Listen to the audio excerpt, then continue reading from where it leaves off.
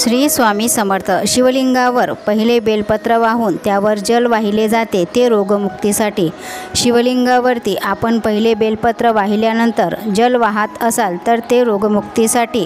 जास्त तकलीफ आहे तर 1 लोटा दुधाचा आणि 1 लोटा पाण्याचा घेऊन शिवलिंगावरती ते बेलपत्र ठेवून मग समर्पित करा। भगवान शंकराला जल अर्पण केल्यानंतर थोडेसे उरलेले जल जर नंदीदेवाचा जो उठलेला पाय आहे त्या पायावर जल समर्पित करा।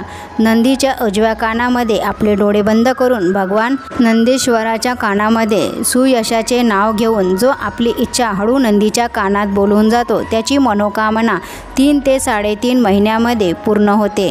शिव सुयशाचे नाव घेऊन नंदीश्वर त्याला भगवान शिवांच्या समर्पित करून देतात। शास्त्रात सांगितलेलं आहे की पत्रिकेमध्ये जर राहू केतू तुम्हाला त्रास देत असेल तर एक सफेद फूल घेऊन 21 वेळा आपल्यावरून उतारून राहूचे स्मरण करून भगवान शंकराच्या चरणावर समर्पित करा।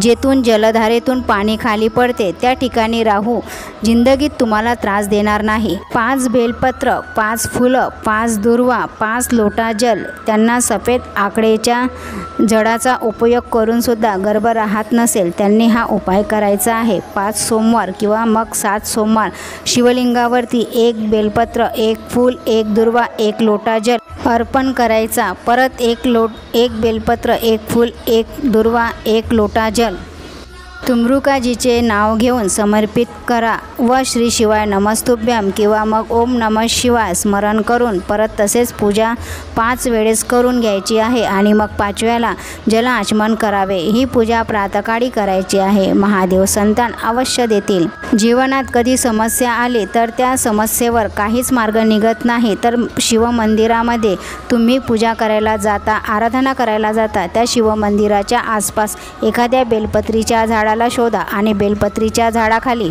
जाऊन 1 मुगाचा दाणा किंवा 1 तांदूळाचा दाणा तेथे जो कंकर पडलेला असेल त्या कंकरला शिव मानून त्याला समर्पित करा व 1 लोटा जल समर्पित करा आणि भोलेबाबांवर सर्व सोडून द्या।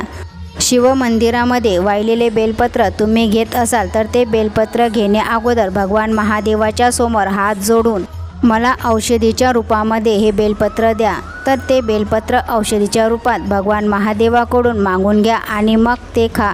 आपल्या शरीराला औषधी म्हणून लागेल। जर तुम्ही प्रदोष व्रत करू शकत नसाल, तुमच्याकडून उपवास होत नाही तर तुम्ही मंदिरात जाऊ शकत नसाल तर मंदिरात दिवा लावू शकत नसाल तर प्रदोषच्या दिवशी प्रदोष काळामध्ये आपल्या मुख्य दरवाजापाशी देवादिदेव महादेवाला स्मरण करून लक्ष्मी वृद्धीसाठी धनप्राप्तीसाठी 1 तुपाचा दिवा लावा। सोमवारी फक्त भगवान महादेवाचेच नाही तर संपूर्ण शिवकुटुंबाची पूजा करा। यानंतर शिवचालिसा किंवा शिवाष्टकांचे पठण करा। यामुळे भगवान शंकर प्रसन्न होऊन तुमची मनोकामना पूर्ण करतील। तुमच्या मनातील इच्छा पूर्ण करण्यासाठी सोमवारी शिवलिंगावरती पांढरे चंदन लावा।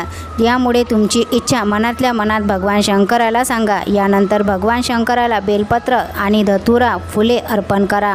हा उपाय केल्याने महादेव तुमची इच्छा लवकर पूर्ण करतील। आशा करते की ही माहिती तुम्हाला आवडली असेल। आवडल्यास आपल्या चॅनलला सबस्क्राईब करा, लाईक करा आणि शेअर करा। श्री स्वामी समर्थ। जय जय स्वामी समर्थ। भगवान शंकर तुमची सर्व इच्छा पूर्ण करतील। स्वामींचा आशीर्वाद सदैव तुमच्या पाठीशी राहील। भेटूया अशाच नवीन माहितीसोबत।